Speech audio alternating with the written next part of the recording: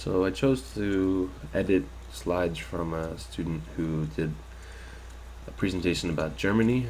It appears to be a young ESL student, so obviously there's going to be some errors. But I chose to clean up the first two slides for him. So this slide, map of Europe, and one thing that I would change is just labeling the different countries that are displayed on the map.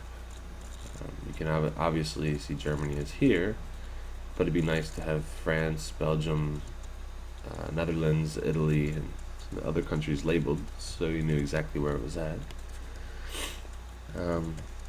Also, having the map as the background, it's more distracting and disruptive than it is helpful for learning. I would argue that a map on the side so you can clearly see the text would be more beneficial for students.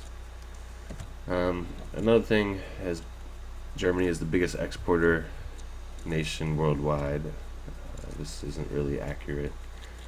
It's one of the biggest exporters, but China and US still export more material than Germany. And he has, you may start drinking at the age of 16 with wine and beer, which is not totally relevant to the size and the population of Germany, so I'd actually take that out. And the red text is very distracting and hard to read. So in my edited version, I just have a map of Germany.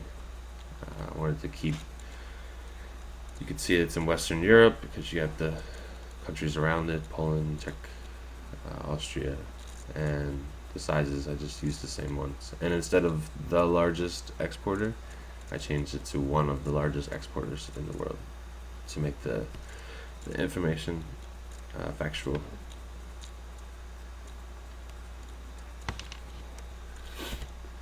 And you can see from the next slide, his goal was to introduce the different cities, the major populated cities in Germany. The first thing I noticed here is the map. It's unfortunately most of the labeling is in German, so if the intent is to use English, then we would want Belgium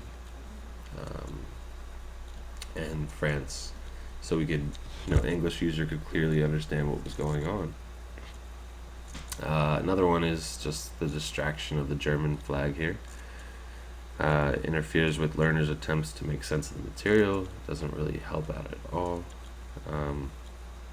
And we could definitely go without it. And just the font here, the different coloring of the fonts, this not being on top of the capital, it's very distracting. So in an edited version, I just had most populated cities in Germany. The cities are clearly shown here on the map. You can see the top 5, and I kept his Germany consists of 16 different states, so you can see the different states here by color.